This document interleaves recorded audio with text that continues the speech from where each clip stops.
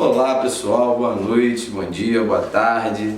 Olá alunos do Vem Diploma. Aqui é o professor Lauro de História que vai ajudar vocês aí no objetivo, nessa conquista de cada um, nessa realização desse sonho aí. Hoje a gente vai começar, corrigindo duas questões, uma da prova de 2018, outra da prova de 2019, que tratam da Revolução Industrial de 1750, que vai mudar a história da humanidade.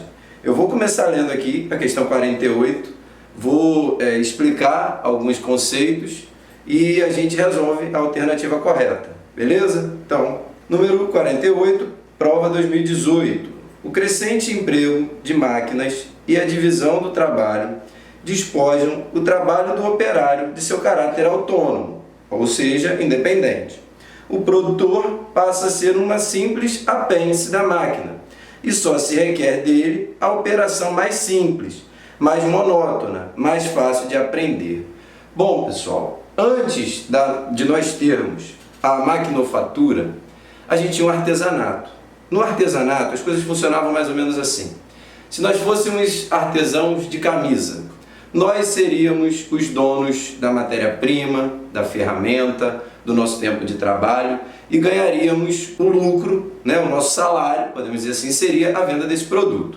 E nós saberíamos todas as etapas de produção. A gente iria transformar o algodão no tecido, a gente ia cortar o tecido, a gente ia costurar o tecido, a gente ia fazer a gola da camisa, a gente ia finalizar a camisa dentro da nossa casa, com a nossa matéria-prima, com as nossas ferramentas, dentro do nosso tempo. E ganharíamos com a venda desse produto. Com o passar do tempo, alguns artesãos vão criar corporações de ofício, que consiste em que eu, sou artesão, ganhei dinheiro com a venda de camisa, vou reunir na minha casa outros artesãos que também produzem camisa. Só que a diferença agora, que a gente está entrando na manufatura, nas corporações de ofício, é o seguinte: eu vou dar a matéria-prima, eu vou dar as ferramentas e eles vão vender a força de trabalho deles. Eles não vão mais ganhar com a venda do produto, eles vão ganhar com o que eles se esforçaram para montar esse produto.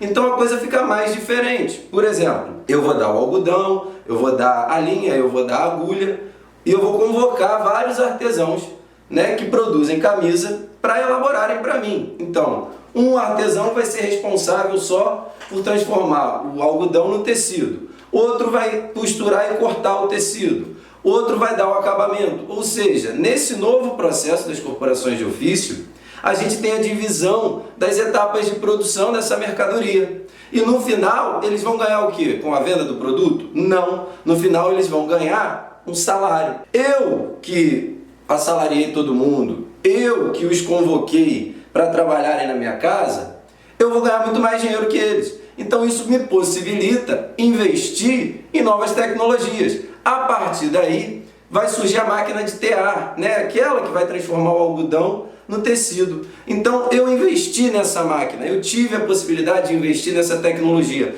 A partir desse momento em que a gente tem as máquinas entrando nesse meio, nessa forma de se produzir a mercadoria, a gente sai da manufatura, a gente sai das corporações de ofício e entra na Revolução Industrial, na maquinofatura. Um detalhe, quando a gente chega na Revolução Industrial, logo nesse primeiro período, as máquinas vão passar a ter um valor muito maior do que a mão de obra. O cara que trabalha operando máquina, ele vai ser menos importante do que a própria máquina. Para o cara que é dono de uma indústria, o que mais vale para ele é justamente essa máquina. Porque tanto faz, qualquer um para apertar o botão da máquina, serve. Show? Então, pessoal, outros detalhes. A Revolução Industrial vai começar na Inglaterra, e logo nesse primeiro momento da Revolução Industrial, a condição de trabalho dos funcionários são as piores. Eles não têm direito a férias, não têm um salário mínimo, então eles vão ganhar muito, muito mal. Crianças de 5 anos trabalhavam, mulheres não tinham licença maternidade, então muitas crianças nasciam realmente nas fábricas. Era muito comum, eu falo para todo mundo que era muito comum nesse período, a máquina, por ser muito rudimentar ainda, ela travava. E quem tem um corpo pequenininho para entrar nessa máquina e destravar essa máquina? Uma criança.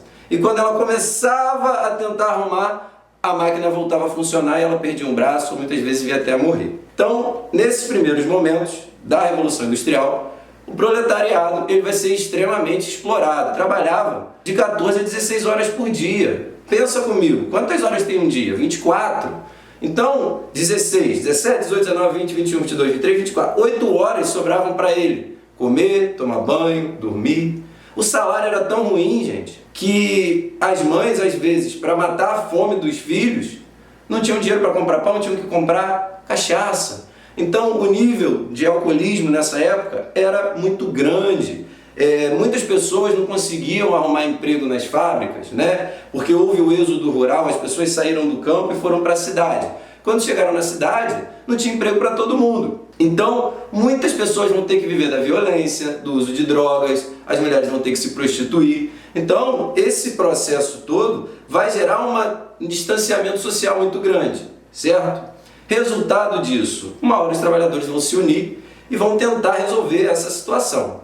Surge então o ludismo, cartismo e os sindicatos. Show de bola, pessoal? Foi até aí? Vamos lá então voltar para a questão.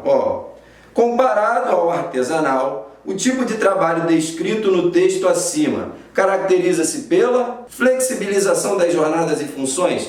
Pessoal, não tinha jornada de trabalho mínima ou máxima. As indústrias, inclusive, na época, não tinham nem janela para as pessoas não se distraírem. Eles não tinham, que nem hoje, 8 horas de trabalho. Não, era o tempo todo, 16, 14 horas por dia trabalhando. Eles tinham conservação da lógica manufatureira? Não, a partir do momento que a gente entra na maquinofatura, a gente tem a indústria. O que é manufatura? É feito com a mão. Show? Então, letra C, organização de sindicatos independentes. Os sindicatos vão ser uma consequência da Revolução Industrial. Mas se vocês se atentarem muito nessa questão aí do texto, ele está falando o seguinte, o crescente emprego das máquinas e a divisão do trabalho tiram o trabalho do operário do seu caráter de autonomia, de independência. Então, o que ele está falando? Que agora o trabalhador ele não tem nem capacidade de raciocinar, ele é simplesmente um apêndice da máquina. Ele é mais um programador de máquina do que um cara que sabe produzir a mercadoria. Então, a separação das atividades manuais e intelectuais. O rapaz, para trabalhar agora nessa Revolução Industrial, ele não precisa ter conhecimento de costura, ele não precisa ter conhecimento de acabamento de camisa. A única coisa que ele precisa ter é a capacidade de apertar um botão. Tem um filme que é do Charlie Chaplin, Tempos Modernos, que retrata muito bem esse período, que ele chega a ficar com uma mania, ele sai do trabalho, mas ele está com aquela mania de como se estivesse ainda operando uma máquina. Então, lembrou da Revolução Industrial no início dela, em 1750, vocês têm que lembrar que o homem ele vai ser menos valorizado do que a máquina. Show? Então, alternativa letra D, questão 48 da prova de 2018. Então, pessoal, agora a gente vai para a questão 55 da prova de 2019, que tem dois textos aí que tratam sobre o mesmo assunto, a Revolução Industrial. Então vamos lá. Texto 1, Voltaire, filósofo francês. Ele vai falar o seguinte: o trabalho espanta 3 males, o vício, a pobreza e o tédio. Show. O texto 2 é de Máximo Gorki. E ele vai falar o seguinte, esse escritor russo: quando o trabalho é prazer, a vida é uma grande alegria. Quando é dever, a vida é uma escravidão. Você tentar, aliar o seu prazer com o seu trabalho. É o que todo mundo deseja. Sobre o valor do trabalho na vida humana, Voltaire, no contexto do iluminismo. Pessoal, o iluminismo é um movimento que vai surgir no século XVIII. É um movimento da burguesia. Lembrando que a burguesia é aquela classe social que vive do comércio. Tá? Então, sobre o valor do trabalho na vida humana, Voltaire, no contexto do iluminismo, destaca alguns dos seus aspectos positivos. Máximo Gorki, no contexto posterior à Revolução Industrial, aponta para uma visão bastante negativa acerca do mesmo elemento. Desta forma, a diferença do segundo autor em relação ao primeiro se deve ao fato de que após a Revolução Industrial, então depois da Revolução Industrial, o trabalhador deixou de receber um salário pelo trabalho realizado nas fábricas. Ele não deixou de receber um salário, ele vai receber um salário pífio, ridículo, mas vai receber. Até porque, se vocês analisarem, o desemprego auxilia num salário mínimo cada vez mais baixo. Por quê? Se eu chegar para o meu chefe e falar, agora eu quero ganhar 20 mil, ele vai rir da minha cara. Por quê? Tem outro que faz a mesma coisa que eu e ganha 500 reais. Então, o fato de ter várias pessoas desempregadas nesse processo da Revolução Industrial gera um exército, né, de reserva para trabalhar nas empresas. Então, qualquer um, né, vai aceitar qualquer salário que seja para não perder sua vaga. Tá? Então, ó, o trabalhador deixou de receber um salário pelo trabalho realizado nas fábricas? Não, ele vai receber um salário muito ruim. As máquinas aumentaram as dificuldades da tarefa a serem realizadas pelos trabalhadores? Não. As máquinas elas vão facilitar o trabalho. O trabalho vai ser mais simples, menos intelectual por parte do trabalhador, desse funcionário, que vai simplesmente apertar botão, gente. Aperta e desaperta botão. Detalhe, eles não tinham horário de almoço, eles não tinham, tinha que bater o ponto na hora certa, era bem rígida a vida do trabalhador. Era pior do que a da máquina. O trabalho em troca de baixos salários se tornou a única opção para a maioria das pessoas.